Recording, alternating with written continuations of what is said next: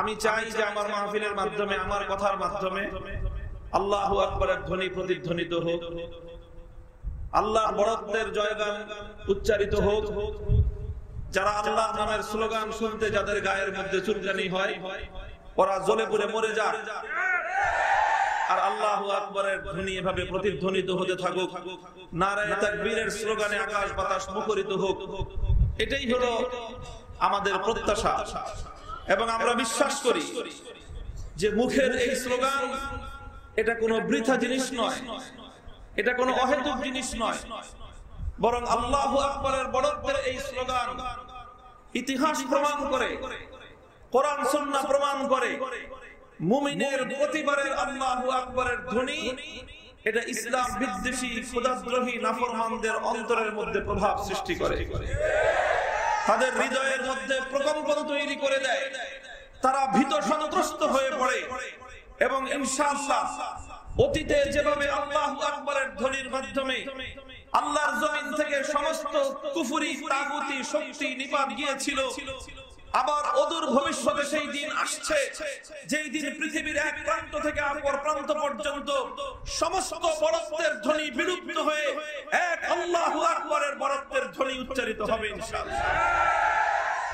মুহতারাম হাজিরিন, আমি তোমাদেরকে সেই দিনের প্রস্তুতি গ্রহণ করবার জন্য উদাত্ত আহ্বান জানাবো।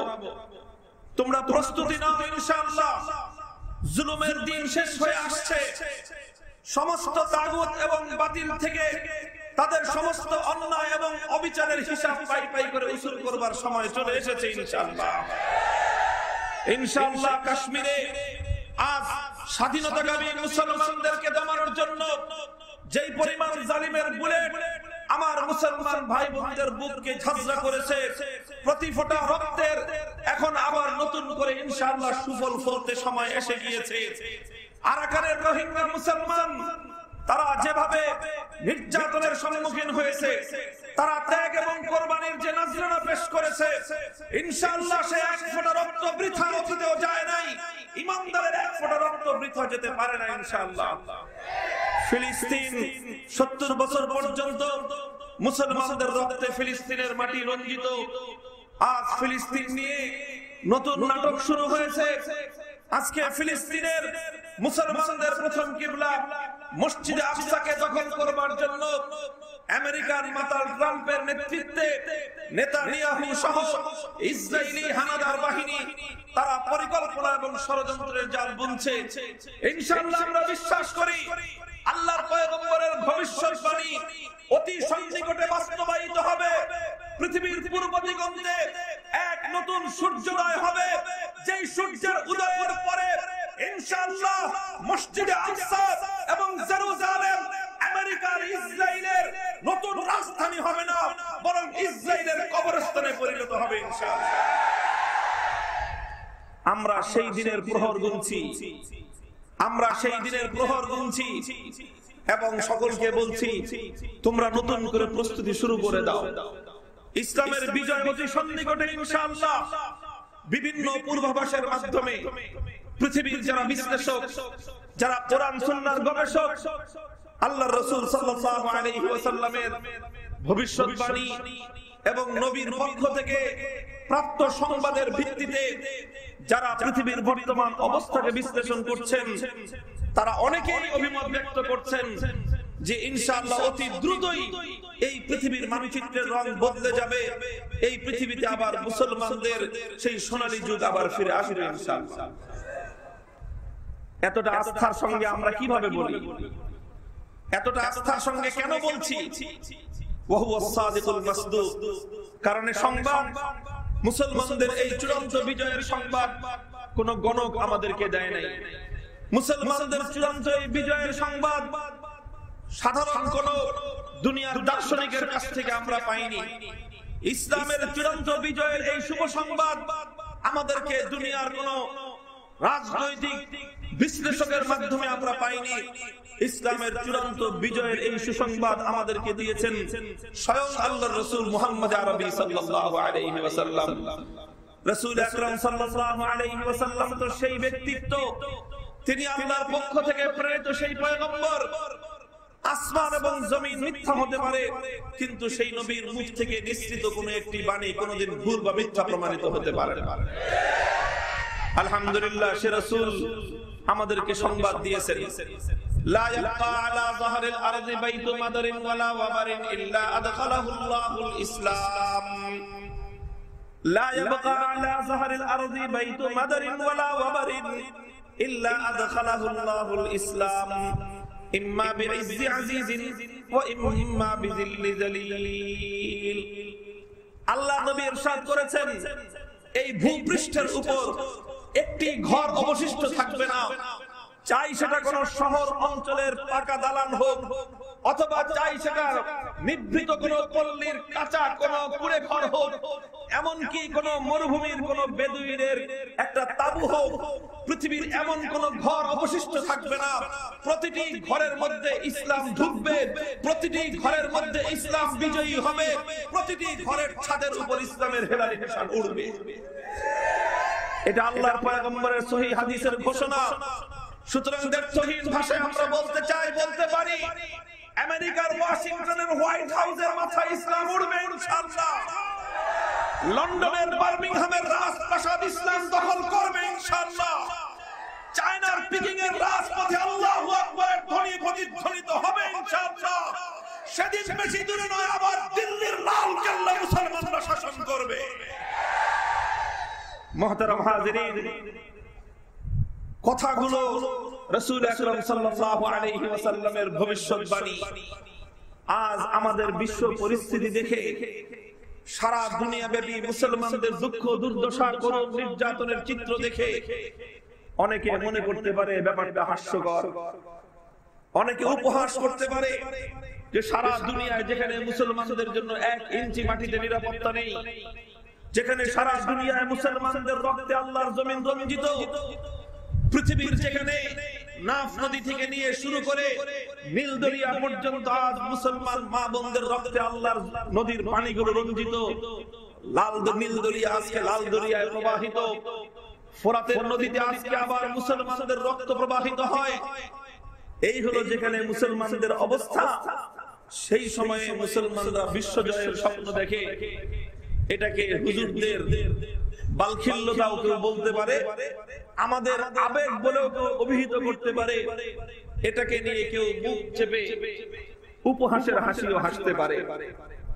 যারা উপহাসের হাসি হাসবে, যারা আমাদের এই কথা নিয়ে তাচ্ছিল্য করবে, আমরা তাদেরকে পয়গাম দিয়ে দিতে চাই, তোমরা হাসতে থাকো, তোমরা উপহাস করতে থাকো, কিন্তু ইনশাআল্লাহ আজ রাতের পর আগামীকালকের সূর্যের উদয়, এটা যেমন সত্য কথা, পৃথিবীর কোন শক্তি এই রাতের অতিক্রমণের পর সুবহে সাদিকের সময়ে সূর্যের উদয়কে যেমন রুখতে পারবে না, আমেরিকা রাশিয়া সহ পাশ্চাত্যের পতন ঘটিয়ে ইসলামের বিশ্বজয় রুখে দেওয়ার সাধ্য কারণ নাই।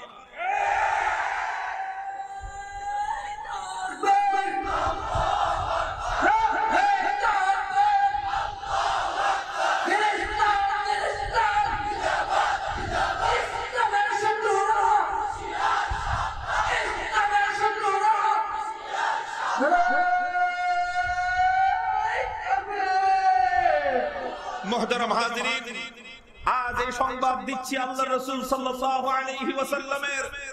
রাসূল আকরাম সাল্লাল্লাহু আলাইহি ওয়াসাল্লাম এরকম আরো অনেক সংবাদ দিয়েছিলেন, যেই সংবাদগুলো শুনে নবীর যুগের বেঈমানের দল উপহাসের হাসি হেসেছিল। আল্লাহর কোরআন তার সাক্ষী।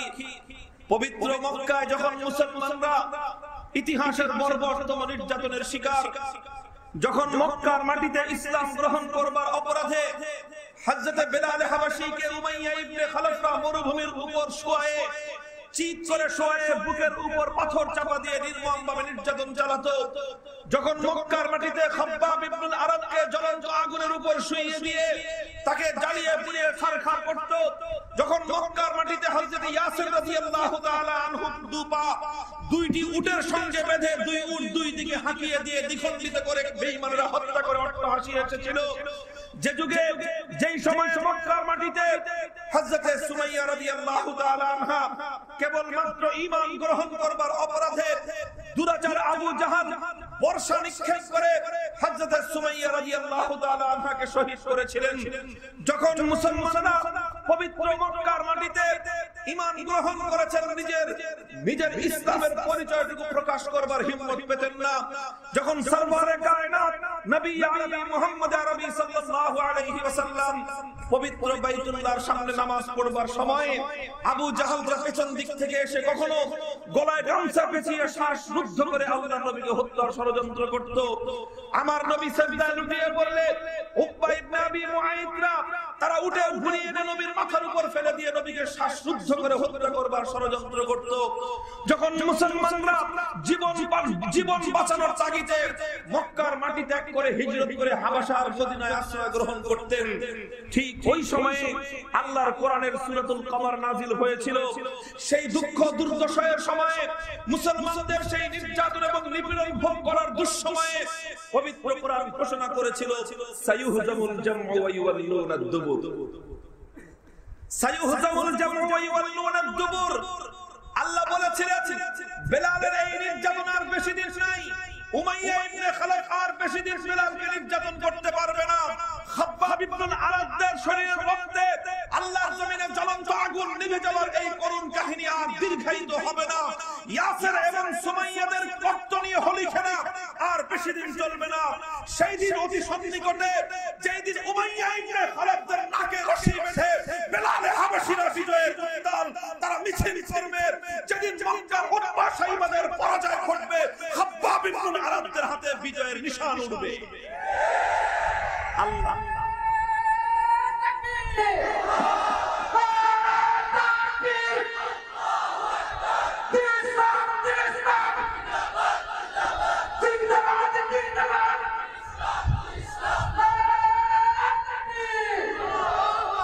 মুহতারাম হাজিরিন, যখন কোরআনের এই আয়াত অবতীর্ণ হলো, মক্কার কুরাইশের লোকেরা উপহাসের হাসিতে অট্টহাসি তারা ফেটে পড়েছিল।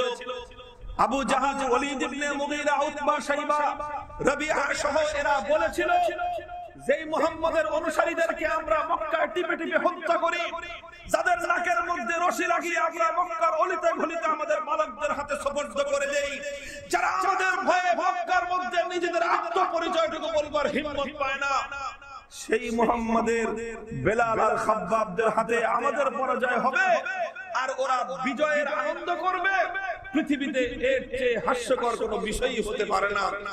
এটা বলে মক্কার কুরাইশ সেদিন হাসি হেসেছিল, উপহাস করেছিল। ইতিহাস সাক্ষী, তাদের এই উপহাসের পর 5 বছর অতিক্রান্ত হয় নাই। আল্লাহর পয়গম্বর তাদের অত্যাচার এবং নির্যাতনে অতিষ্ঠ হয়ে মক্কা ত্যাগ করে সোনার মদিনায় হিজরত করেছিলেন। এরপরের ইতিহাস 1 বছর অতিক্রান্ত হওয়া লাগে নাই। দ্বিতীয় বছরের দ্বিতীয় হিজরির রমজানুল মুবারকের 17 রমজান ইতিহাসের ঐতিহাসিক হক এবং বাতিলের লড়াই সংগঠিত হয়েছিল বদরের রণাঙ্গনে। একদিকে 313 জন নিরস্ত্র মুসলমান ছিলেন, যাদের মধ্যে বেলাল হাবশী ছিলেন, যাদের মধ্যে খাব্বাব ইবনুল আরাদ ছিলেন, যাদের মধ্যে আম্মার ইবনে ইয়াসির ছিলেন। আরেকদিকে আবু জাহাল, উতবা, শাইবা, ওয়ালিদ ইবনে মুগীরার মতো দুর্ধর্ষ মক্কার শীর্ষ অহংকারী নেতাদের নেতৃত্বে 1000-এর দুর্ধর্ষ বাহিনী ছিল। লড়াই হয়েছিল, ইতিহাসের লড়াই, হক বাতিলের লড়াই। আল্লাহ কোরআন 5 বছর আগে যেই ঘোষণা দিয়েছিল, পবিত্র বদরের রণাঙ্গনে কোরআনের সেই ঘোষণা অক্ষরে অক্ষরে বাস্তবায়িত হয়েছিল। উমাইয়া ইবনে খালাফ হযরত বেলালের হাতে ধরাশায়ী হয়েছিল। উকবা ইবনে আবী মুআইতরা হযরত খাব্বাবদের হাতে ধরাশায়ী হয়েছিল। চূড়ান্ত বিজয়ের হাসি বেলাল এবং খাব্বাবদের মুখেই ফুটেছিল। পরিষ্কার আজও বলে দিতে চাই, আজ যারা আমাদের রক্ত নিয়ে হোলি খেলছো, আজ যারা রোহিঙ্গা মুসলমানদেরকে বেলালদের মতো নির্যাতন করছো, আজ যারা ফিলিস্তিনের মুসলমানদের উপর খাব্বাবদের মতো তাদের রক্ত নিয়ে ছিনিমিনি খেলছো, তোমরা সেই বদরের জন্য প্রস্তুতি গ্রহণ করো। বদরের রণাঙ্গনে সন্নিকটে ইনশাআল্লাহ সারা দুনিয়াব্যাপী ইসলামের বিজয় রূপবার সাক্ষাৎকার হবে না।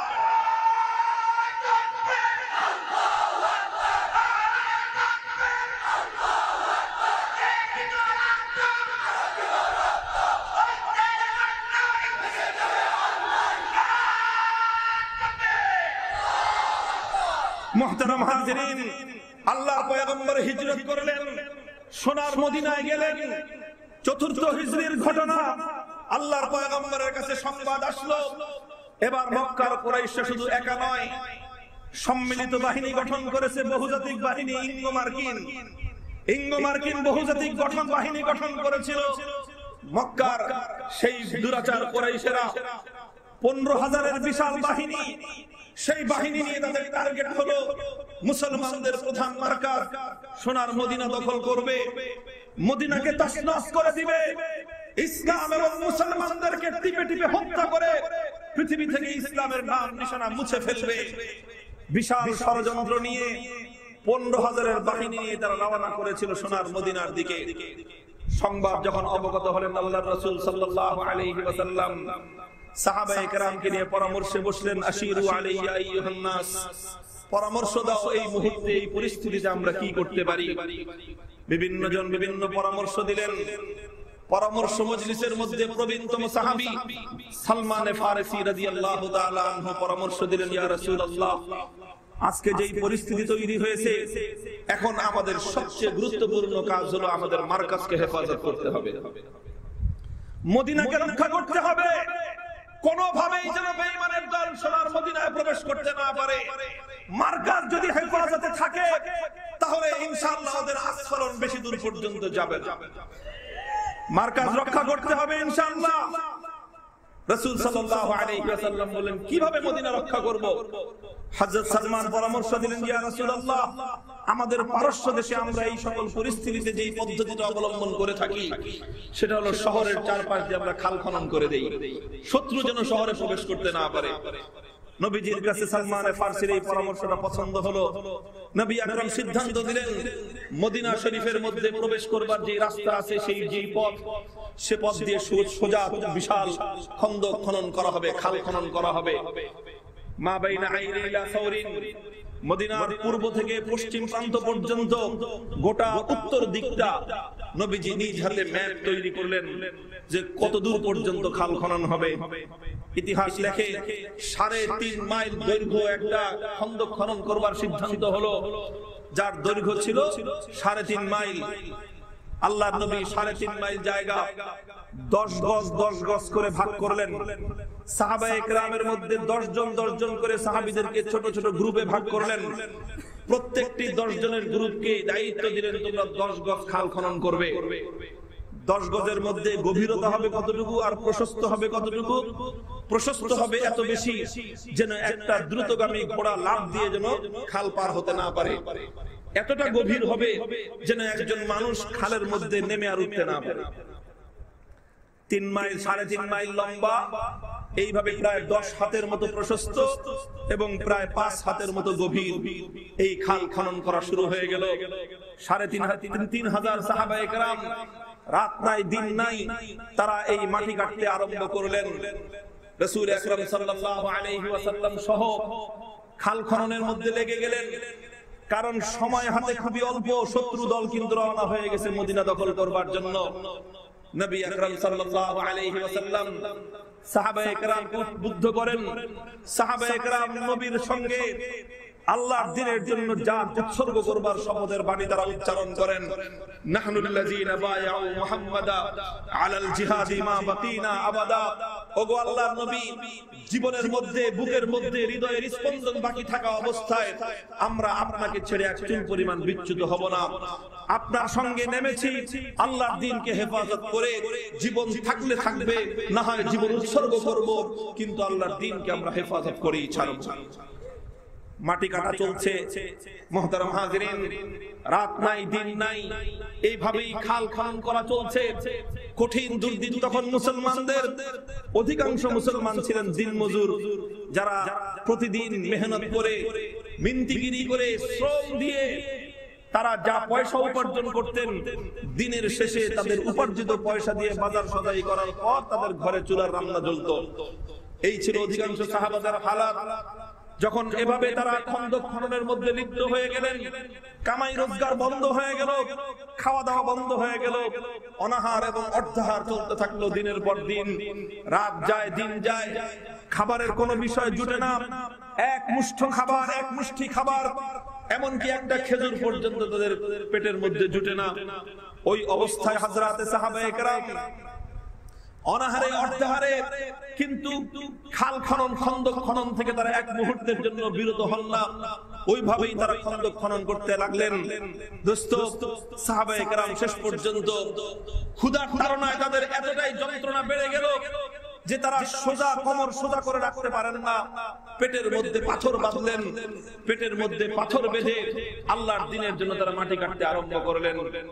যন্ত্রণা যখন সীমা ছাড়িয়ে যায়, সাহাবায়ে কেরাম আল্লাহর নবীর কাছে আসলেন। নবীজির কাছে এসে তাদের দুঃখ দুর্দশা এবং তাদের এই ক্ষুধা এবং যন্ত্রণার কথা তারা প্রকাশ করলেন। তারা তাদের পেটের উপর থেকে চাদর সরিয়ে দিলেন। নবীজিকে দেখালেন যে ও আল্লাহর রাসূল, পেটের মধ্যে ক্ষুধার তাড়নায় পাথর বেঁধে আমরা মাটি কাটতেছি, আর তো সহ্য হয় না। নবী আকরাম সাল্লাল্লাহু আলাইহি ওয়াসাল্লাম সাহাবায়ে কেরামকে সান্ত্বনা দিবেন। কি সান্ত্বনা দিবেন? সান্ত্বনার কি ভাষা আল্লাহর নবীর কাছে ছিল? কারণ তাদের জন্য এক মুষ্টি ছাতু অথবা এক টুকরো রুটির ব্যবস্থা আল্লাহর নবী করতে পারছেন না। এমনকি একটা খেজুর খাইয়ে তাদেরকে ক্ষুধা নিবারণ করবার ন্যূনতম ব্যবস্থা করবেন, সেটারও আয়োজন নেই। সান্ত্বনা দিবেন কিভাবে? দোস্ত, বুখারী শরীফের হাদিসের কিতাব লেখে, বুখারী শরীফের হাদিসের কিতাবের মধ্যে বর্ণিত হয়, সাহাবায়ে কেরাম যখন এই অবস্থার মধ্যে তারা পতিত হয়ে গেলেন, নবীজি সান্ত্বনার কোনো ভাষা খুঁজে পেলেন না। সর্বশেষ আল্লাহর পয়গম্বর সাহাবায়ে কেরামকে সান্ত্বনা দেওয়ার জন্য নিজের শরীরের উপর থেকে, পেটের উপর থেকে চাদর সরিয়ে দিলেন। আল্লাহর নবী যখন নিজের পেটের উপর থেকে চাদর সরিয়ে দিলেন, সেই সকল আল্লাহর নবীর আশিক সাহাবায়ে কেরাম তারা দেখলেন ক্ষুধার তাড়নায় তো সাহাবায়ে কেরাম নিজেদের পেটে একটা করে পাথর বেঁধেছেন। দ্বীনের নবী রহমতে দু আলম সাল্লাল্লাহু আলাইহি ওয়াসাল্লাম, দো জাহানের বাদশা নবী নিজের পেটে একটি নয় বরং দুটি পাথর বেঁধে রেখেছেন। দৃশ্য দেখে সাহাবায়ে কেরাম নিজেদের ক্ষুধার যন্ত্রণার কথা ভুলে গেলেন। তারা নতুন করে আল্লাহর নবীর জন্য জীবন উৎসর্গ করবার দৃপ্ত শপথে বলিয়ান হয়ে তারা এভাবে মাটি কাটায় নিমগ্ন হলেন। একটু পরে সংবাদ আসলো নবীজির কাছে, আরাজাত কুদিয়াতুন শাদীদাতুন, যেখানে ম্যাপ আঁকা হয়েছে খাল খনন করবার জন্য, সেই ম্যাপের মধ্যখানে একটা বিশাল পাথরের টুকরো পড়ে গেছে। বিশাল একটা পাথরের চাটান, যেই পাথরের চাটান না সরানো যায়, না নড়ানো যায়, না ভাঙ্গা যায়, কিছুই করার উপায় নাই। এমন একটা বিশাল পাথরের চাটান আল্লাহর নবীর অঙ্কিত ওই ম্যাপের মধ্যে পড়ে গেছে। সাহাবায়ে কেরাম এসে বলেন, ইয়া রাসূলুল্লাহ, এখন কি করব? কারণ এই পাথর মধ্যখানে রেখে তো খাল কেটে লাভ নাই, কারণ পাথরের উপর দিয়ে শত শত মানুষ ঢুকে পড়বে। কিন্তু এই পাথর বাদ দিয়ে আমরা অন্য দিক দিয়ে ঘুরিয়ে খাল কাটবো, সেই সময়ও তো নাই। কি করা যায়? নবী করিম সাল্লাল্লাহু আলাইহি ওয়াসাল্লাম বললেন, আনা নাজিলুন, আনা নাজিলুন, আমি আসছি, তোমরা অপেক্ষা করো। নবীজি নিজের কোমরে গামছা বাঁধলেন। এরপরে আল্লাহর নবী নিজে গেলেন, ফাখাযাল মি'ওয়াল, কোদাল নিজের হাতে তুলে নিলেন। এরপরে আল্লাহর রাসূল সাল্লাল্লাহু আলাইহি ওয়াসাল্লাম আল্লাহর নামে বিসমিল্লাহ পড়ে সেই বিশাল পাথরের চাটানের উপর আঘাত করলেন। একটার পর একটা তিনটি আঘাত আল্লাহর পয়গম্বর করলেন। ফাআদা কাসীবান আহয়ালা, নবী করিম সাল্লাল্লাহু আলাইহি ওয়াসাল্লামের প্রতিটি আঘাতের সঙ্গে সঙ্গে বিদ্যুতের চমক খেলে গেল। পাথরের উপর লোহার আঘাত করলে যেরকম বিদ্যুতের স্ফুলিঙ্গ ছুটে যায়, তেমনি তিনবার বিদ্যুতের স্ফুলিঙ্গ ছুটলো। আর ওদিক দিয়ে তিন আঘাতে ওই পাথরটি সম্পূর্ণ বালুর মতো চূর্ণ বিচূর্ণ হয়ে গেল। নবীজি সাহাবায়ে কেরামকে জিজ্ঞাসা করলেন, আমি যখন পাথরের উপর আঘাত করলাম তখন কি তোমরা কোনো কিছু দেখেছো? সাহাবীরা বলেন, ইয়া রাসূলুল্লাহ, দেখেছি, বিদ্যুতের স্ফুলিঙ্গ ছুটেছে, চমক দেখেছি। আল্লাহর নবীজি বললেন, ওই চমকের মধ্যে কি কিছু দেখেছো? সাহাবায়ে কেরাম বললেন যে না। সাহাবায়ে কেরাম বললেন যে না, বিদ্যুতের চমকের মধ্যে তো আমরা কিছু দেখিনি। আল্লাহর নবী তখন বললেন, এই পাথরের প্রতিটি আঘাতে এক একটা বিদ্যুতের চমক যখন ছুটলো, আল্লাহ পাক রব্বুল আলামিন এই বিদ্যুতের চমকে আমাকে সুদূর অনেক দূর দূরান্তের বিভিন্ন দৃশ্য আল্লাহ আমাকে দেখিয়েছেন। প্রথমবার যখন আমি পাথরে আঘাত করলাম, আর প্রথমবারের মতো যখন ওই পাথর থেকে বিদ্যুতের স্ফুলিঙ্গ ছুটলো, আল্লাহ পাক সেই বিদ্যুতের চমকের মধ্যে আমাকে মাদায়েনের সাদা সাদা রাজপ্রাসাদগুলো দেখিয়েছেন। এই বেটা কাপড় দিয়ে একদম আইরে আসি করছে ওদিকে ঠিক করো মাইক আওয়াজ নেই ও মাউথ ঠিক ঠিক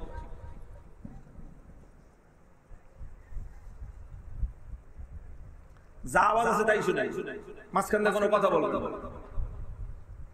মুহতারাম হাজিরিন কথা বলতেছিলাম আল্লাহর রাসূল সাল্লাল্লাহু আলাইহি ওয়াসাল্লাম বললেন প্রথমবারের আঘাতের যে বিদ্যুতের চমক ছুটলো সেই বিদ্যুতের চমকে আল্লাহ পাক রব্বুল ইজ্জত আমাকে মাদায়েনের শুভ্র রাজপ্রাসাদগুলো দেখিয়েছেন দ্বিতীয়বারের বিদ্যুতের চমকে আল্লাহ পাক রব্বুল আলামিন আমাকে সেই কিসরা পারস্য সাম্রাজ্যের রাজপ্রাসাদ এবং সেখানকার খাজানা ধনভাণ্ডারগুলো আল্লাহ আমাকে দেখিয়েছেন আর সর্বশেষ আঘাতে আল্লাহ পাক রব্বুল ইজ্জত আমাকে কাইসার তথা পৃথিবীর সুপার পাওয়ার রোম সাম্রাজ্যের রাজপ্রাসাদ এবং সেখানকার ধনভাণ্ডারগুলো দেখিয়েছেন এগুলো দেখি আল্লাহ আমাকে সংবাদ দিয়েছেন সেদিন বেশি দূরে নয় যেদিন তোমাদের হাতে সেই মাদায়েনের রাজপ্রাসাদ বিজয় হবে সেদিন বেশি দূরে নয় যেদিন পৃথিবীর সুপার পাওয়ার কিসরার রাজপ্রাসাদের স্তম্ভ তোমাদের পায়ের নিচে চূর্ণ বিচূর্ণ হবে সেদিন বেশি দূরে নয় যেদিন পৃথিবীর সুপার পাওয়ার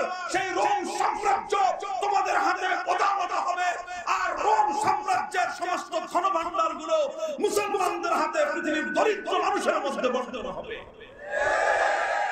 সুতরাং তোমরা শুভ সুসংবাদ গ্রহণ করো আল্লাহর পয়গম্বরের এই সুসংবাদ ধ্বনি শুনে সাহাবায়ে কেরাম ক্ষুধার্ত অবস্থায় খন্দকের পারে দাঁড়িয়ে এত জোরে আল্লাহু আকবার ধ্বনি তুলেছিলেন গোটা মদিনার শহর থরথর করে কেঁপে উঠেছিল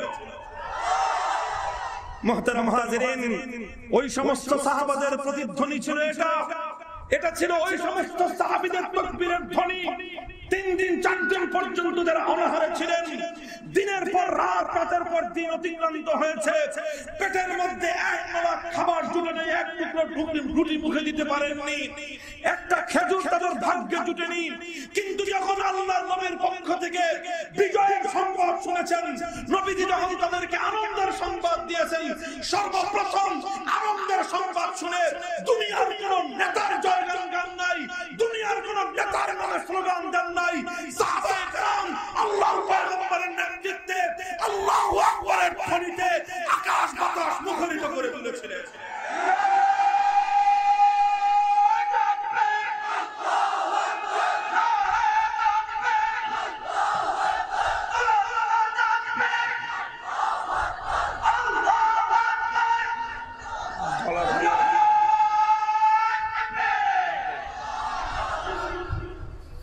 মুহতারাম হাজিরিন এই যখন তাকবীরের ধ্বনি ছুটলো গোটা মদিনা যখন থরথর করে কেঁপে উঠলো মুনাফিকদের কান ঝালাপালা হয়ে গেল আল্লাহু আকবারের ধ্বনিতে ওরা চিন্তা করলো হঠাৎ এই ক্ষুধার্ত মাটির কামলার চিৎকার দিয়ে উঠলো কেন যারা মাটি কাটছে যারা ঘাম খনন করতেছে সেই মাটির কামলাদের এত জোরে তাকবীরের ধ্বনির রহস্যটা কি তখন মুনাফিকরা সংবাদ শুনলো যে নবীজি তাদেরকে সংবাদ দিয়েছেন শুভ সংবাদ যে মাদায়ের মুসলমানদের জয় হবে নবীজি সুসংবাদ দিয়েছেন পৃথিবীর দুই সুপার পাওয়ার সেই সময়ে আমেরিকা এবং রাশিয়া দুটোর পতন ঘটবে এবং দুটো সুপার পাওয়ারের রাজপ্রাসাদ মুসলমানদের এক একজন সৈনিকের পতাকাতে থরথর করে কেঁপে উঠবে এই সংবাদ শুনে মদিনার দরিদ্র সাহাবায়ে কেরাম আনন্দে উদ্বেলিত হয়ে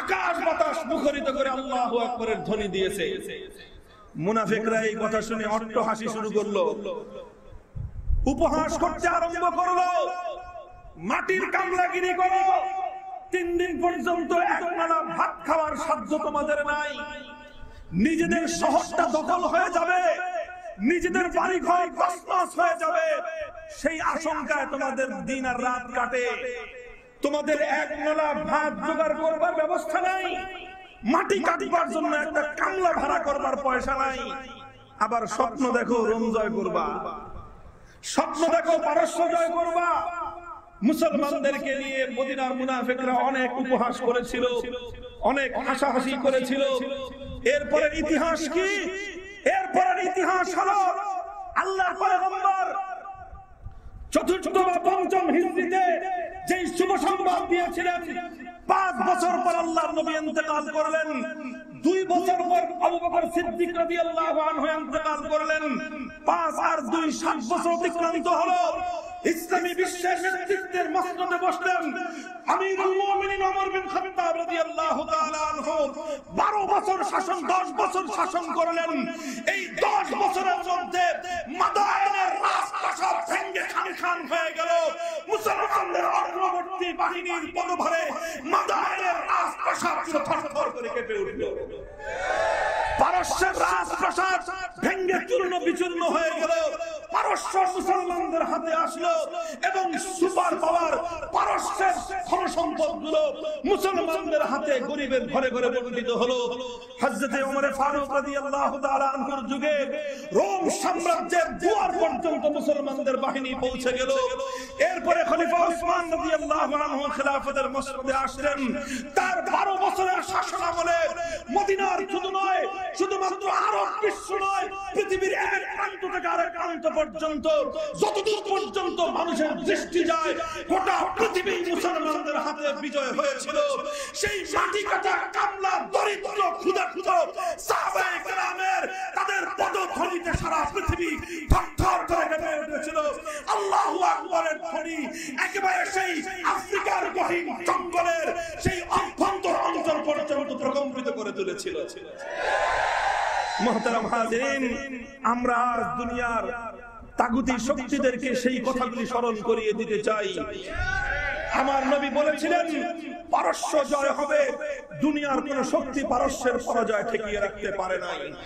আল্লাহ নবী বলেছিলেন মাদায়ান জয় হবে, দুনিয়ার কোন ক্ষমতা মাদায়ানের পরাজয় রুখতে পারে নাই। আল্লাহ নবী বলেছিলেন রোম বিজয় হবে, রোমান শক্তি গোটা ইউরোপ মিলে রোমের পতন ঠেকাতে পারে নাই।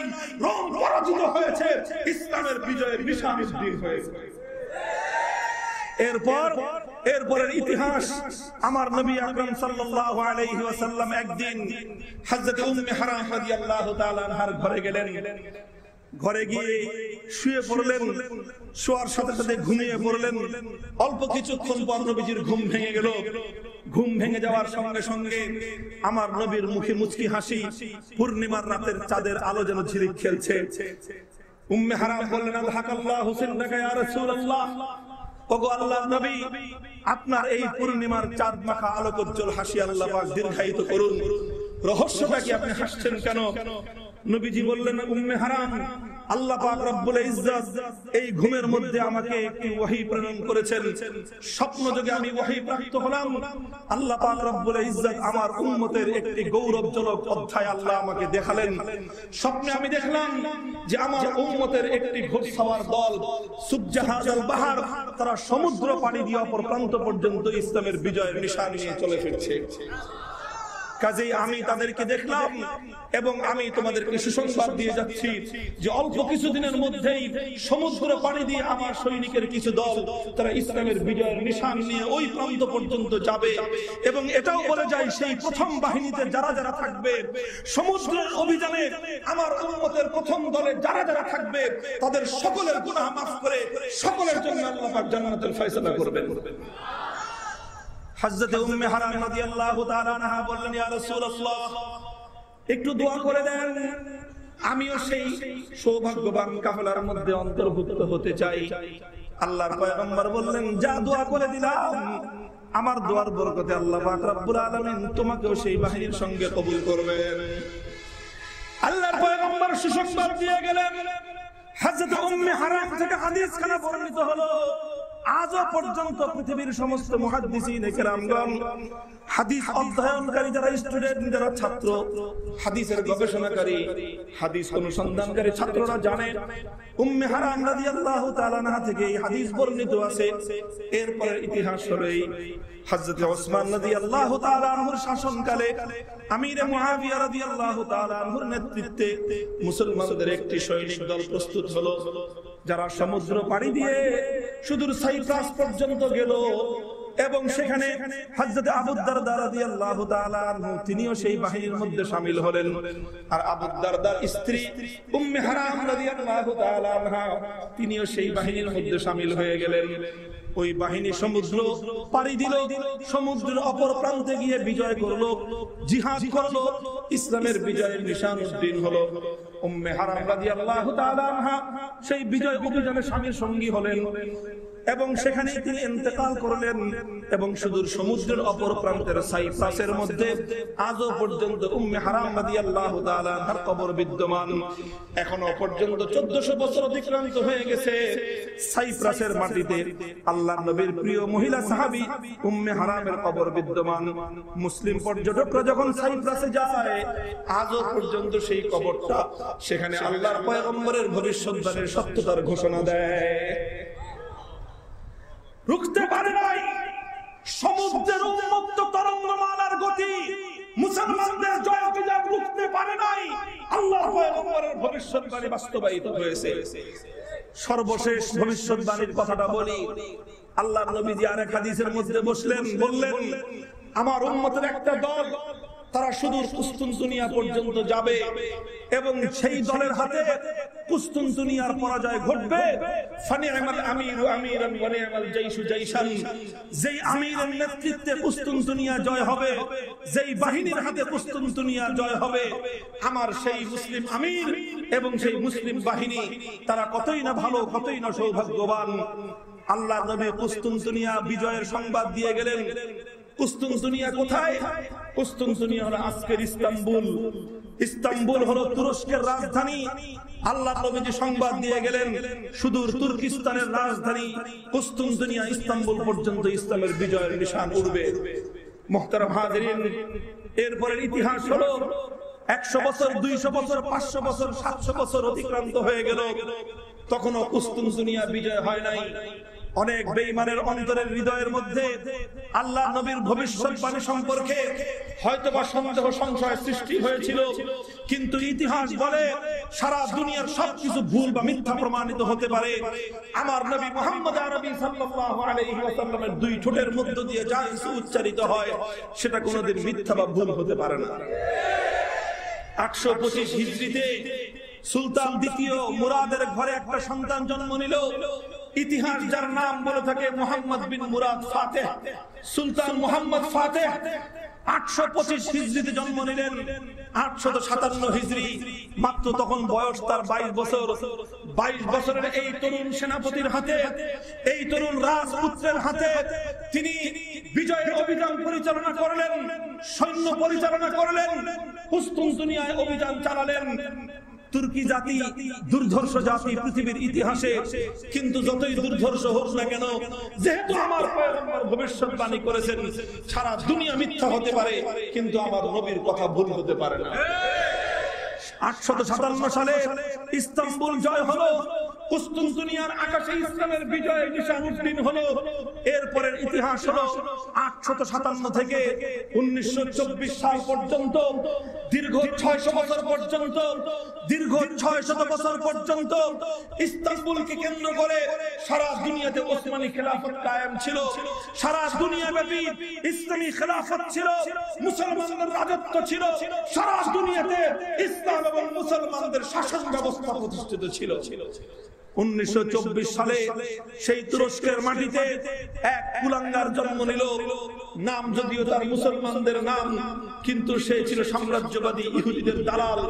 নামটা হলো তার কামাল আতাতুর্ক। কামাল আতাতুর্ক, যারা জেনারেল লাইনে পড়াশোনা করো, যারা বিশ্ববিদ্যালয় কলেজে পড়াশোনা করো হিস্ট্রি নিয়ে, তোমাদেরকে হিস্ট্রির নামে অনেক মিথ্যা কথা বলানো হয়, তোমাদেরকে ইতিহাসের নামে অনেক গাঁজাখুরি বক্তব্য পড়ানো হয়।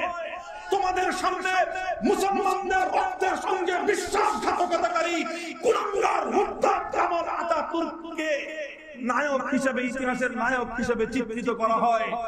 ও মুসলমান, খুব ভালো করে মনে রাখবা, এই কামাল আতাতুর্ক হলো সেই কুলাঙ্গার, মুসলিম বিশ্বের মধ্যে সর্বপ্রথম যেই কুলাঙ্গার ইসলামী শাসন ব্যবস্থা, কোরআন সুন্নাহর শাসন ব্যবস্থা, খেলাফত সবকে বিলুপ্ত করে দিয়ে মুসলিম বিশ্বের মধ্যে ইউরোপ থেকে সর্বপ্রথম ধর্মনিরপেক্ষতার রাজনীতি আমদানি করেছিল।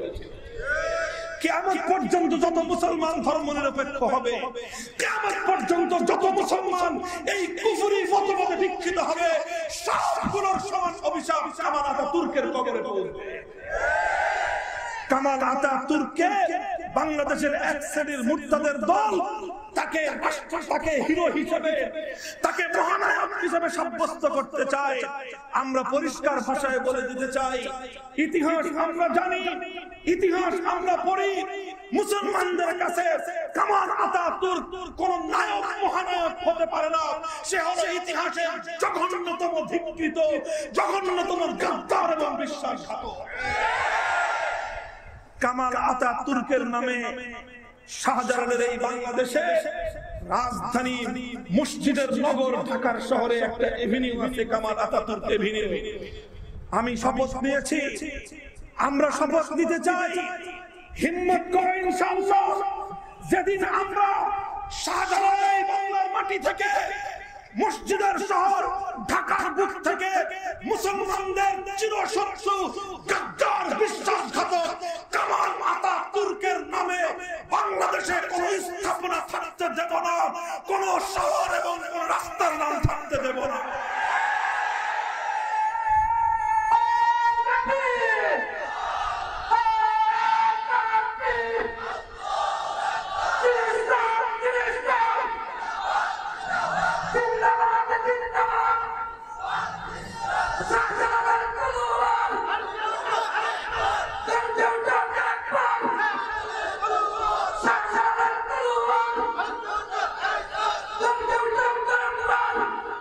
মুহতারাম হাজিরিন, কামাল আতাতুর্ক শুধু ইসলামী খেলাফত ধ্বংস করে ক্ষান্ত হয় নাই, শুধুমাত্র ইসলামী সাম্রাজ্যকে ধ্বংস করে ক্ষান্ত হয় নাই, গোটা তুরস্ক থেকে, তুর্কিস্তানের মাটি থেকে ইসলামের নাম নিশানা উপড়ে ফেলবার ষড়যন্ত্র করেছিল।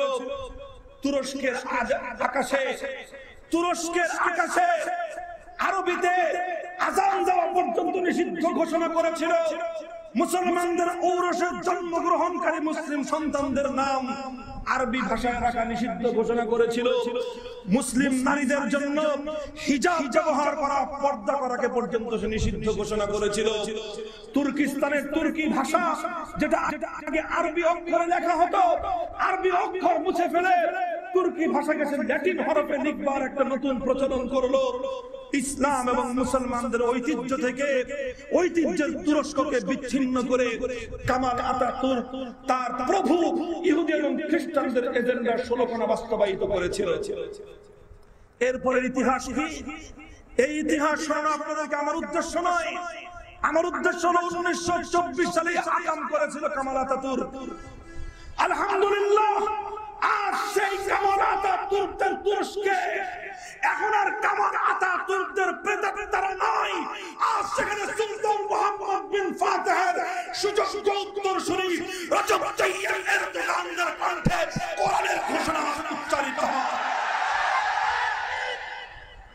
আলহামদুলিল্লাহ, আপনারা শুনেছেন, যারা মিডিয়া ব্যবহার করে, সোশ্যাল মিডিয়াতে রজব তাইয়্যিব এরদোগান সুললিত কণ্ঠে যখন তিনি কোরআনের তেলাওয়াত করেন, মনে হয় যেন পৃথিবীর বিখ্যাত কোন কারি কোরআনের তেলাওয়াত করছে।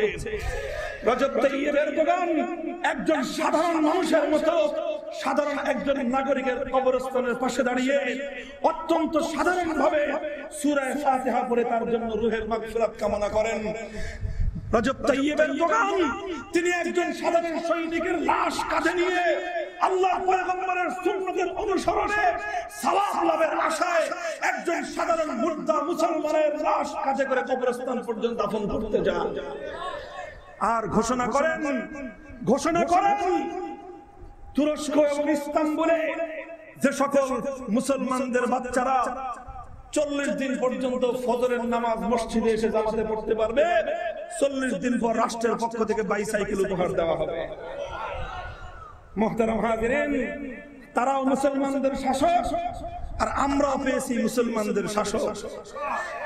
সেখানে তারা চেষ্টা করে, আজ রাষ্ট্রীয়ভাবে চেষ্টা করা হচ্ছে যেন মুসলমানদের প্রতিটি সন্তান ফজরের নামাজের সময় পর্যন্ত মসজিদে হাজির হয়ে যায়। কথাগুলো বলার দ্বারা তোমাদেরকে একটা অনুপ্রেরণা যোগানো তো আমার উদ্দেশ্য। আমি একটা প্রেরণা যোগাতে চাই ও মুসলমানের সন্তানেরা। আল্লাহ নবী বলে গিয়েছিলেন তুরস্ক জয় হবে, ইস্তাম্বুল মুসলমানদের মারকাজ হবে। ইস্তাম্বুলকে কেন্দ্র করে মুসলমানদের নতুন উত্থান ঘটবে। আর রজব তাইয়্যিব এরদোগানদের উত্থান এবং ইস্তাম্বুলের মাটি থেকে আল্লাহর কোরআনের তেলাওয়াতের ধ্বনি আর সেই ইস্তাম্বুলের মুসলমানদের ছোট ছোট বাচ্চাদের মসজিদের দিকে যাত্রা করবার মাধ্যমে আমরা দুনিয়াকে নতুন পয়গাম দিতে চাই। আগামী বিশ্বে নেতৃত্ব দিবে সেই মুসলমানের সন্তানেরা যারা ফজরের নামাজের সময় প্রথম কাতারের মুসল্লি হয়। কাজেই ডক্টর জাফর ইকবাল সাররা, তোমরা তোমাদের তলপা গুটাইতে পারো, তলপা গুটানো শুরু করে দাও। যারা মুসলমানদের দেশগুলোতে রাজনীতি করতেছো, তোমাদের কাছে স্পষ্ট আমাদের পয়গাম। যারা নিজেদের কেবলা বানায় রাখছো ওয়াশিংটনের বৃষ্টি হলে ঢাকায় ছাতি তুলো, কেবলা বদলে ফেলো, কেবলা পরিবর্তন করে ফেলো। যারা রাশিয়ার দালালি করো, মস্কোর টুপাইস কামায় টুপাইস খেয়ে সমাজতন্ত্রের রাজনীতি করো, মস্কোতে বৃষ্টি হলে তোমরা ঢাকায় ছাতি ধরো, তোমাদেরকেও বলবো কেবলা বদলে ফেলো। যারা চায়নার মাধ্যমে ক্ষমতায় যেতে ক্ষমতায় থাকতে চাও, তোমাদেরকেও বলবো পিকিং এর কেবলাগিরি শেষ হয়ে যাবে। যারা দিল্লির কাছ থেকে ক্ষমতার ইজারা নিতে চাও, তোমাদেরকেও বলবো কেবলা পরিবর্তন করো।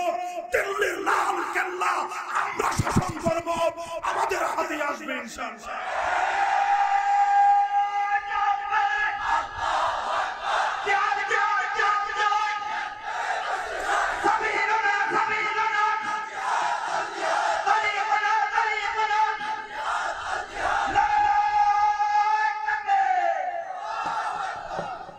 আলহামদুলিল্লাহ, বলে গেলাম কথা, ইনশাআল্লাহ ওদের হৃদয়ের মধ্যে কম্পন শুরু হয়ে গিয়েছে। ওরা থরথর করে কাঁপছে, কিন্তু ওরা ওদের ওই কম্পন, ওদের ওই ভীতির চেহারাটাকে ওরা প্রকাশ করতে চায় না। কিন্তু আমরা মুসলমানদের শাসকদেরকে বলে দেই, যারা মুসলিম জনপদগুলোতে রাজনীতি করছো, মুসলিম জনপদগুলোতে যারা রাজনীতি করছো, তোমাদের জন্য আমাদের স্পষ্ট পয়গাম হলো কামাল আতাতুর্কদের আমদানিকৃত ইউরোপের বস্ত্রপচা ধর্মনিরপেক্ষতার রাজনীতি শাহজালালের বাংলায় চলতে পারে না, মুসলমানরা করতে পারে না। যারা আমেরিকার ওয়াশিংটন থেকে জর্জ ওয়াশিংটন আর আব্রাহাম লিঙ্কনদের আমদানিকৃত গণতন্ত্রের জয়গান গাইছো, তওবা করে ভালো হয়ে যাও। সেদিন বেশি দূরে নয়, সেদিন গণতন্ত্রকে বঙ্গোপসাগরে বসানো হবে। জাতীয়তাবাদের রাজনীতি যারা করো, এটা ওই কামাল আতাতুর্কের রাজনীতি। কামাল আতাতুর্ক ইসলামী উম্মার চেতনাকে ধ্বংস করে তুর্কি জাতীয়তাবাদের উন্মেষ ঘটিয়েছিল। বলতে চাই, ধর্মনিরপেক্ষতা আর জাতীয়তাবাদ দুটোই মুসলিম বিশ্বের মধ্যে কামাল আতাতুর্কের দারুদ সন্তান। এগুলো বন্ধ করো, বন্ধ করো। মুসলিম যুবকদেরকে বলবো, তোরা তৈরি হ, তোরা তৈরি হ, প্রস্তুত হ, পাড়ায় পাড়ায় সংঘবদ্ধ হ। প্রতিটি মহল্লায় মহল্লায় মুসলমানদের যুবকরা হাতে হাতে রাখো, শপথ গ্রহণ করো, আল্লাহর জমিনে আল্লাহর দ্বীনের ঝান্ডা সমুন্নত করবো ইনশাআল্লাহ। সেই দিনের বিজয়ের জন্য প্রস্তুতি নাও।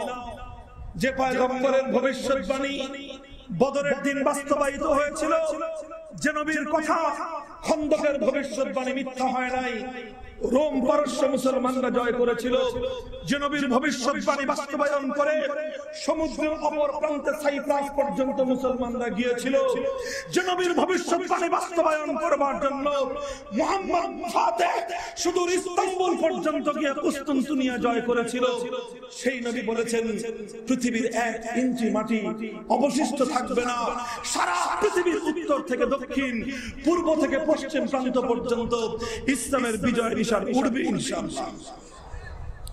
তবে সেজন্য আমাদেরকে একটু জেগে উঠতে হবে। প্রস্তুত আছি তো ইনশাআল্লাহ? আমাদের একটু জেগে উঠতে হবে, জাগরণের প্রয়োজন। ঘুমন্ত মুসলমান দিয়ে বিজয় আসবে না, ঘুমন্ত মুসলমান দিয়ে আর এই বিজয় আসবে না। তোমার ছেলে উঠলে মাগো রাত্র হবে, তবে মুসলমানের সন্তান যেদিন জেগে উঠবে, মুসলমানের সন্তান যেদিন জেগে উঠবে, আল্লাহর নামের শপথ করে বলি, তাগুতের বাচ্চারা পালানোর পথ খুঁজে পাবে। আজও সেই কথা বলি, শাপলা চত্বরের 5ই মে সেই সন্ধ্যাবেলার গধূলি বেলা আমাদের হুঙ্কার শুনে অনেকে তিরস্কার করেছিল, অনেকে উপহাস করেছিল। তারা বলেছিল, আমরা বলেছিলাম সেদিন আগামীকাল সকালবেলায় কোন পথ দিয়ে পালাবেন সেই পথ দেখার চেষ্টা করুন। আমাদের এই কথাকে অনেকে মনে করেছিল স্পর্ধিত কথা। আলহামদুলিল্লাহ, আজও আমরা কথা বলে যাচ্ছি গোটা বাংলাদেশে। যারা আমাদেরকে বলেছিল মোল্লারা সুবহানাল্লাহ পড়তে পড়তে পালায়ে গেছে, ওই বেটা শ্মশানে জ্বলে পুড়ে ছারখার হয়ে গেছে। জ্বালানোর পরের পিটায় সুদাও করা হয়েছে, গজারের লাঠি দিয়ে পিটানো হয়েছে বেটাকে, শ্মশানে পড়ায় গজারের লাঠি দিয়ে পিটায় সুদা করে ভূত বানায় দেওয়া হয়েছে। এখনো মোল্লারা সুবহানাল্লাহ পড়ে। যারা বলেছিল শাপলা চত্বরে নবী প্রেমিকরা গায়ের মধ্যে রং মেখে শুয়েছিল, শহীদ রক্ত নিয়ে যারা উপহাস করেছিল, আর সেই শাপলার মহানায়ক আল্লাহ আহমদ শফির সামনে মাথা নত করতে বাধ্য হয়ে গিয়েছে। মুহতারাম হাজিরিন, এটা স্পষ্ট আলামত, স্পষ্ট পয়গাম। ইসলামকে মাইনাস করে, ইসলামকে উপহাস করে বাংলার মাটিতে রাজনীতি চলবে না, করতে দেওয়া হবে না। কথা ঠিক না বেঠিক? শক্ত থাকবেন, মজবুত থাকবেন ইনশাআল্লাহ, সুম্মা ইনশাআল্লাহ। আমরা পরিষ্কার ভাষায় বলে দিতে চাই, নরমের সময় আমরা নরম, আমরা কোনোদিন হঠকারী হই না। আমরা যখন মূল্যায়ন পাই, ইসলামের প্রতি যখন কোনো কদর পাই, আমরা সেটার মূল্যায়ন করি। কিন্তু যারা ইসলামের বিরুদ্ধে বিষোদ্গার করে, যারা উলামায়ে কেরামের বিরুদ্ধে বিষোদ্গার করে, যারা হেফাজতে ইসলামকে নিয়ে গালিগালাজ করবে, ইনশাআল্লাহ আগামী দিনেও বাংলার প্রতি ইঞ্চি মাটি ওদেরকে প্রতিরোধ করা হবে। আমি বলে যাই, হাসানুল হক ইনু গম, মুরতাদ মুরগিচড়া শাহরিয়ার কবির, বাংলার মাটি 55,000 বর্গ মাইল অবাঞ্ছিত। যতদিন পর্যন্ত উলামায়ে কেরামের সঙ্গে কৃত তাদের বেয়াদবি এবং প্রহসনমূলক বক্তব্য প্রত্যাহার না করবে, শাহরিয়ার কবিরকে বীর ব্রাহ্মণবাড়িয়ার জনতা যেভাবে রুখে দিয়েছেন, আগামী দিনে সজাগ থাকবেন ইনশাআল্লাহ। রাজি আছেন তো? বলে দেই, হাসানুল হক ইনু গম, মুরতাদ শাহরিয়ার কবিররা ডক্টর জাফর ইকবালের মতো স্পষ্ট এবং প্রকাশ্য ইসলাম বিদ্বেষীরা আগামী দিনে ওদেরকে যাদের সঙ্গে দেখা যাবে, যারা ওদেরকে প্রশ্রয় দিবে, তাদেরকে আস্থা করে নিক্ষেপ করতে হবে।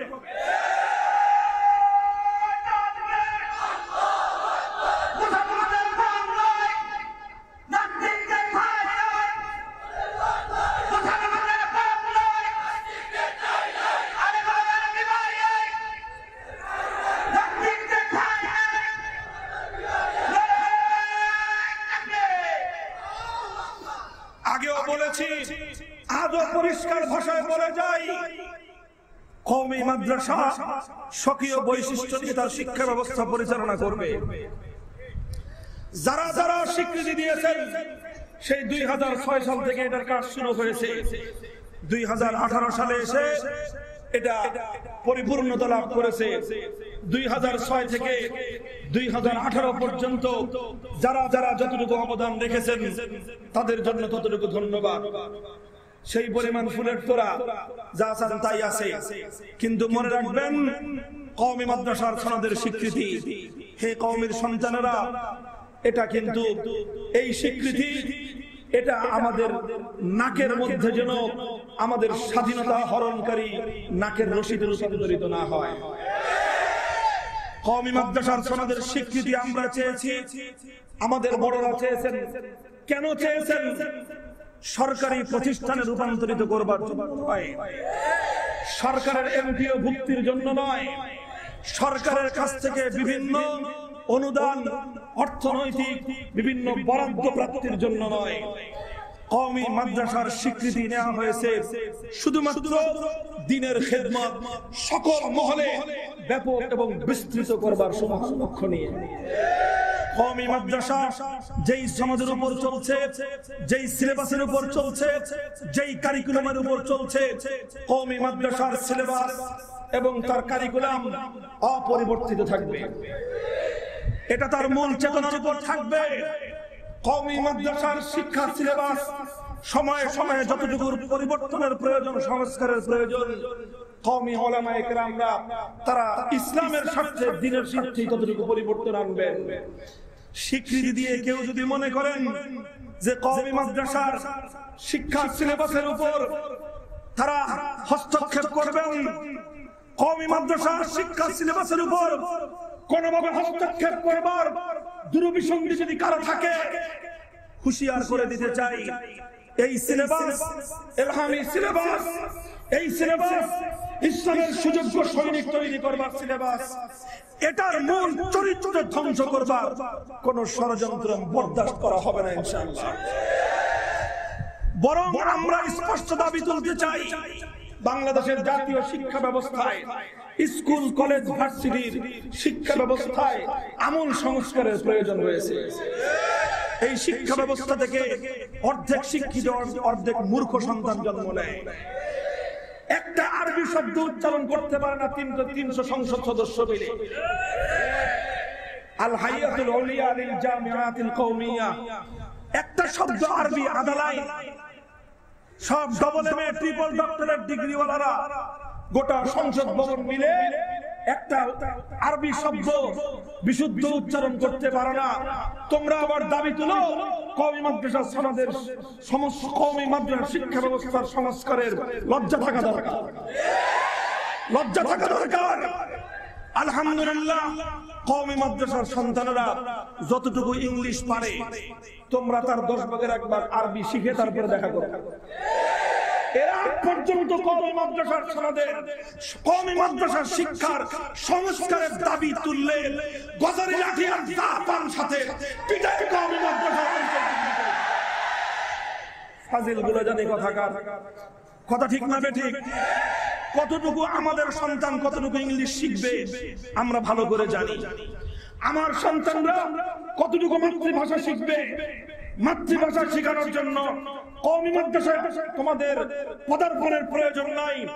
জাতীয় প্রেক্ষিতে মাতৃভাষার উপর প্রতিযোগিতা দাও। গোটা বাংলাদেশের সমস্ত সাধারণ শিক্ষা প্রতিষ্ঠানগুলোর সঙ্গে আমার কওমির সন্তানেরা প্রতিযোগিতা করে বিজয় ছিনিয়ে আনবে বলে আমি আস্থা জ্ঞাপন করছি। আমরা বাংলা ভাষা পর্যাপ্ত পরিমাণ পড়াশোনা করি, জেনারেল শিক্ষা যেই পরিমাণ দরকার সেই পরিমাণ আমাদের মাদ্রাসাগুলোতে আছে। এবং আলহামদুলিল্লাহ, পরিবর্তিত পরিস্থিতিতে যতটুকু সংস্কারের প্রয়োজন উলামায়ে কেরাম নিজেরাই সেই সংস্কার করবেন। কথা ঠিক না বেঠিক? কওমি সনদের স্বীকৃতি এটা আমাদের দীর্ঘদিনের ন্যায্য দাবি ছিল, এটা আমাদের অধিকার ছিল। এই অধিকার আমরা পেয়েছি, এটা কারো করুণা বা অনুদান নয়। কাজেই মুহতারাম হাজিরিন, স্বীকৃতির কারণে আমরা আমাদের প্রধান দাবি থেকে সরে যাব। সংবিধানে আল্লাহর উপর অবিচল আস্থা এবং বিশ্বাস পুনর্বহাল করবার দাবি থেকে একজন পরিমাণ মুসলমান সরতে পারে না। আমরা সরে দাঁড়াবো। আল্লাহর পয়গম্বরের ইজ্জতের উপর যারা আঘাত করবে, যারা নবীর দুশমন, যারা নবীর বিরুদ্ধে কটূক্তি করবে, যেভাবে আমরা শাপলা চত্বরে তাদের মৃত্যুদণ্ডের দাবি জানিয়েছিলাম, আজ এবং ভবিষ্যতে যতদিন এই আইন পাস না হবে আমরা চিৎকার করে বলেই যাব, নবীর দুশমনদের জন্য সর্বোচ্চ শাস্তির ব্যবস্থা, মৃত্যুদণ্ডের আইন চাই, মৃত্যুদণ্ডের আইন চাই।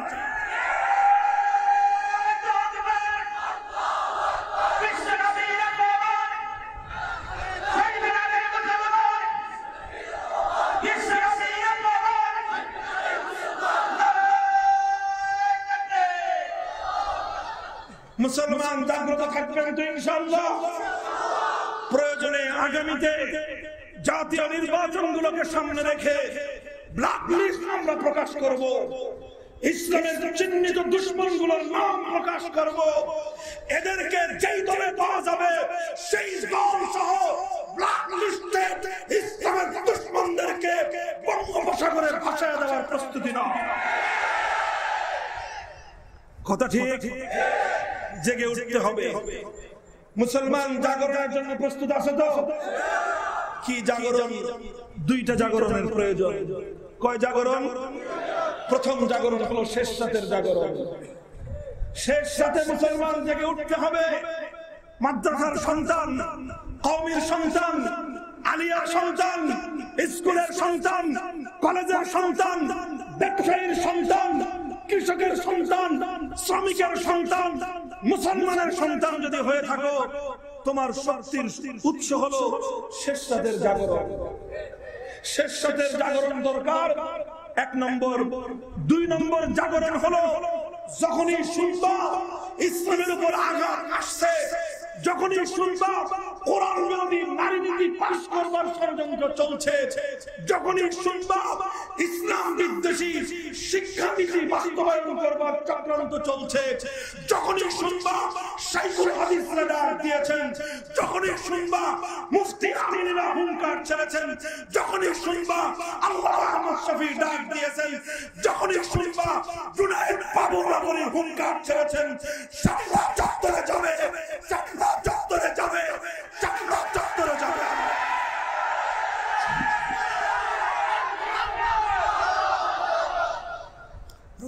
ইনশাআল্লাহ শাপলার জাগরণ অমর হয়ে থাকবে। যারা শাপলাকে নাটক বলেছিল তাদের মুখের মধ্যে চুনকালি পড়েছে। শাপলার শাহাদাতের রক্ত কলঙ্কিত হয় নাই, বরং যারা শাপলার শাহাদাতের রক্ত নিয়ে উপহাস করেছিল, আল্লাহ বাদশা তানভীরদের মাথা ধরে শাপলার শহীদদের সামনে মাথা নত করে দিয়েছেন আমার আল্লাহ।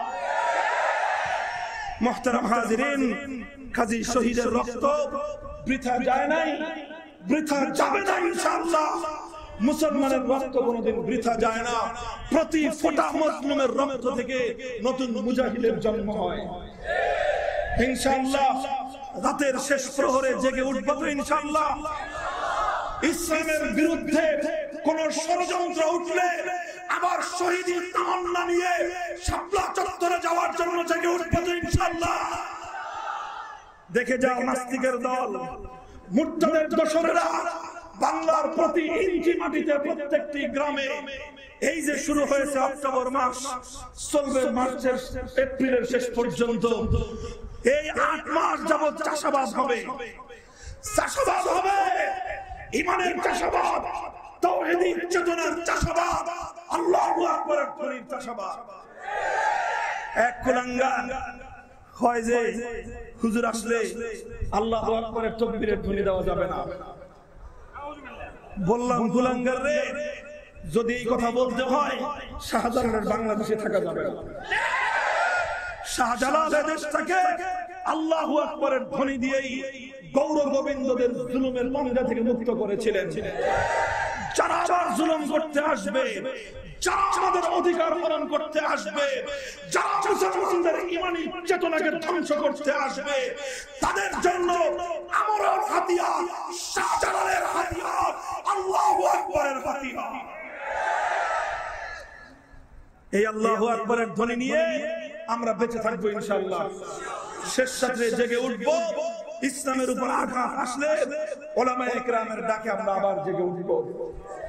উলামায়ে কেরামের সঙ্গে বিরোধ করে ইনশাআল্লাহ পৃথিবীর অতীতেও কোন শক্তি টিকতে পারে নাই, আজও টিকতে পারবে না। যে সকল ভাইরা উলামায়ে কেরামকে হেফাজতি বলে গালি দেন, তওবা করেন। হেফাজতি বলে গালি দেওয়াটা, এটার যে প্রেক্ষাপট, এর যে ইতিহাস, সেই ইতিহাস বুঝে শুনে যদি কেউ হেফাজতি বলে কাউকে গালি দেয়, ঈমান থাকবে না, ঈমান থাকবে না। আপনার কথা নাস্তিক মুরতাদদের সঙ্গে মিলে গেলে আপনার পরিণাম তাদের সঙ্গেই হয়ে যাবে। কাজেই সকলকে আমি অনুরোধ করব বিরোধের জায়গায় রাখেন, বিরোধ আছে বিরোধের জায়গায় রাখেন। হেফাজতি বলে গালি দেওয়া, এটা এই মাটিতে আল্লাহর নবীর দুশমনদের সঙ্গে একাত্মতা পোষণ করবার নামান্তর। কথা ঠিক? আল্লাহ পাক রব্বুল আলামিন আমাদেরকে তৌফিক দান করেন, উম্মতে মুসলিমাকে আল্লাহ পাক জেগে উঠবার তৌফিক দান করেন, সেই নতুন ইসলামের বিজয়ের সূর্যোদয় আল্লাহ পাক আমাদেরকে দেখবার তৌফিক দান করুন। ওয়া আখিরু দাওয়ানা আলহামদুলিল্লাহি রাব্বিল আলামিন।